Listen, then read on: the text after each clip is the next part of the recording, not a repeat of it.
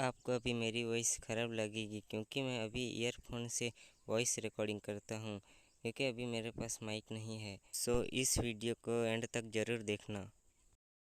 एक छोटे से कब्जे में समीर नाम का एक लड़का रहता था। बचपन में ही पिता की मृत्यु हो जाने के कारण परिवार की आर्थिक स्थिति बड़ी दयनीय थी। समीर की माँ कुछ पढ़ी लिखी जरूर थी, लेकिन उतनी पढ़ाई से नौकरी कहाँ मिलने वाली थी। सो घर घर बर्तन मांजकर और सिलाई बुनाई का काम करके किसी तरह अपने बच्चे को पढ़ा लिखा रही थी। समीर स्वाभाविक से थोड़ा शर्मीला और अक्सर चुपचाप बैठा रहता था। एक दिन जब वो स्कूल से लौटा तो उसके हाथ में एक लिफाफा था। उसने माँ को लिफाफा पकड़ाते हुए कहा, माँ, मास्टर साहब ने तुम्हारे लिए चिट्ठी भेजी है, ज़रा देखो तो इसमें क्या लिखा है।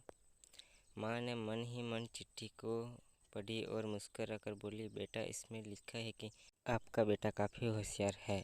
इस स्कूल के बाकी बच्चों की तुलना में इसका दिमाग बहुत तेज है और हमारे पास इसे पढ़ाने लायक शिक्षक नहीं है, इसीलिए कल से आप इसे और स्कूल में भेजें। यह बात सुनकर समीर को स्कूल न जा सकने का दुख तो हुआ, पर साथ ही उसका मन आत्मविश्वास से भर गया कि वो कुछ खास है और उसकी बुद्धि तीव्र है। माँ ने उसका दाखिला एक अन्य स्कूल में करा दिया। समय बीतने लगा। समीर ने खूब मेहनत से पढ़ाई की। आगे चलकर उसने सिविल सर्विसेज परीक्षा भी पास की और IAS ऑफिसर बन गया। समीर की माँ अब बूढ़ी हो चुकी थी और कई दिनों से बीमार भी चल रही थी और एक दिन अचानक उनकी मृत्यु हो गई।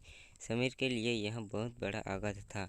वह बिलख बिलख कर रो पड़ा। उसे समझ नहीं आ रहा था कि अब अपनी माँ के बिना वो कैसे जिएगा। रोते रोते ही उसने माँ की पुरानी अलमारी खोली और हाथ में उनकी माला, चश्मा और अन्य वस्तु लेकर चूमने लगा।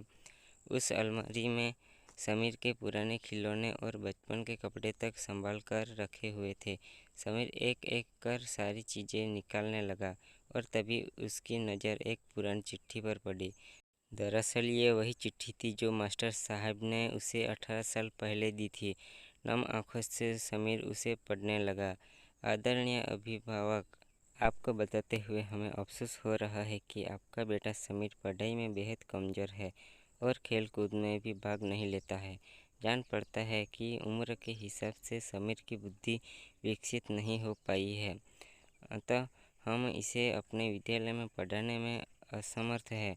आपसे निवेदन है कि समीर का दाखिला किसी मंद बुद्धि विद्यालय में कराइए अथवा खुद घर पर रखकर इसे पढ़ाइए।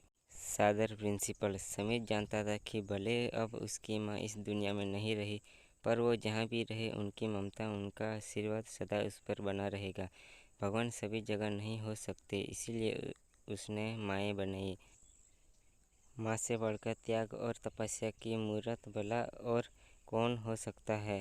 हम पढ़ लिख के बड़े होकर कुछ बन जाएं, इसके लिए वो चुपचाप ना जाने कितनी कुर्बानियाँ देती है। अपनी ज़रूरतों मार कर हमारे शौक़ पूरा करती है। यहाँ तक कि संतान बुरा व्यवहार करे तो भी माँ उसका भला ही सोचती है।